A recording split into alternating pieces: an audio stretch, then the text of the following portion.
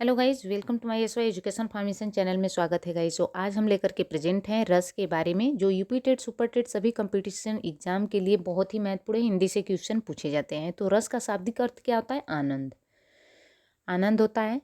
काव्य को पढ़ने या सुनने से जो आनंद की अनुभूति होती है उसे ही रस कहा जाता है। काव्य प्रकाश की रचयिता मम भट्ट ने कहा है कि आलम्बन विभाव के उद्भव उद्दीप्त व्यभिचारी भावों से परिपुष्ट एवं अनुभव द्वारा व्यक्त हृदय का अस्थायी भाव ही रस दशा को प्राप्त होता है।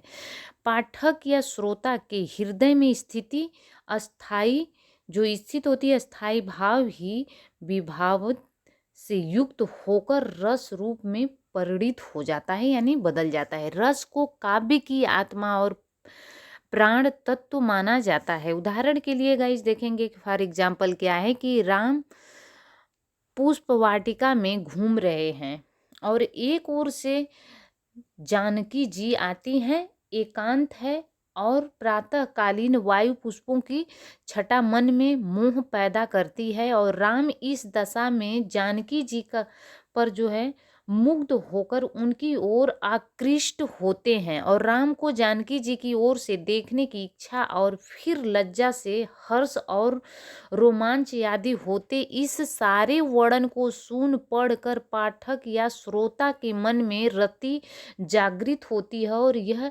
जानकी जी आलम्बन विभाव एकांत तथा प्रातःकालीन वाटिका का दृश्य उद्दीपन विभाव सीता और राम में कटाक्ष हर्ष लज्जा रोमांच आदि व्यभिचारी भाव जो सब मिलकर अस्थाई भाव यानी रति की उत्पत्ति कर श्रृंगार रस का संचार करते हैं। भरत मुनि ने रस निष्पत्ति के रूप में के लिए नाना भावों का उपगत होना कहा है, जिसका अर्थ है कि विभाव अनुभाव और संचारी भाव यहाँ अस्थाई भाव की समीप आकर अनुकूलता ग्रहण करते हैं। आचार्यों ने अपने अपने ढंग के रस को परिभाषित किए हुए हैं। तो यहाँ पे अब देखेंगे कि परिधि में रखने का प्रयत्न किया है। सबसे प्रचलित जो है परिभाषा भरत मुनि की है, जिन्होंने सर्वप्रथम रस का उल्लेख अपने प्रसिद्ध ग्रंथि नाट्यशास्त्र में ईसा की पहली शताब्दी के आसपास किया था और उनके अनुसार रस की परिभाषा इस प्रकार विभावानुभाव व्यभिचारी संयोग दृश्य निष्पत्ति नाट्यशास्त्र अर्थात विभाव अनुभाव और व्यभिचारी भाव के संयोग से रस की निष्पत्ति हुई है। तो अब देखेंगे रस के कितने अंग होते हैं। रस के 4 अंग होते हैं, विभाव अनुभाव व्यभिचारी भाव अस्थाई भाव। ठीक है, इतना। अब एक एक करके इंक्लूड करने वाले हैं गाइस, तो आप उसको देखेंगे और समझने की कोशिश करेंगे। विभाव क्या है, कहीं भी मिस्टेक कोई भी हो प्रश्न हो आप कमेंट के माध्यम से पूछ सकते हैं।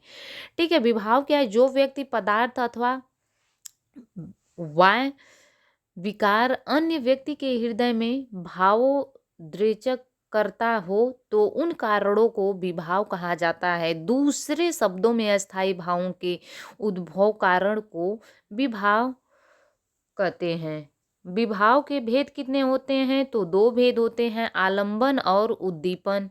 ठीक है, नेक्स्ट देखते हैं क नंबर पे आलंबन जो है विभाव है जिनका आलंबन या सहारा पाकर अस्थाई भाव जाग जाते हैं, आलंबन विभाव कहलाता है। जैसे नायक नायिका। आलंबन विभाव के 2 पक्ष होते हैं, आश्रय आलंबन और विषय आलंबन। ठीक है, जिसके मन में भाव जागे हैं वह आश्रय आलंबन कहलाता है और जिसके प्रति या जिसके कारण मन में भाव जागते हैं वह भी जो है विषय आलंबन कहलाता है। उदाहरण के प्रति यदि राम के मन में सीता के प्रति रति का भाव जागृत है तो राम आश्रय होंगे और सीता विषय।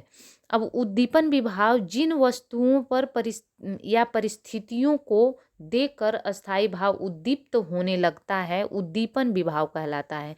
जैसे चांदनी को कोकिल गूंजन और एकांत स्थल। रमणीय उद्यान, नायक नायिका की शारीरिक चेष्टाएं आदि। अनुभाव के बारे में जान लेते हैं कि आलंबन और उद्दीपन विभावों के कारण उत्पन्न भावों को बाहर प्रकाशित करने वाले कार्य अनुभाव कहलाते हैं। अब गाइज यहाँ पे दूसरे शब्दों में मनोगत भाव को व्यक्त करने वाले शरीर विकार अनुभव कहलाता है।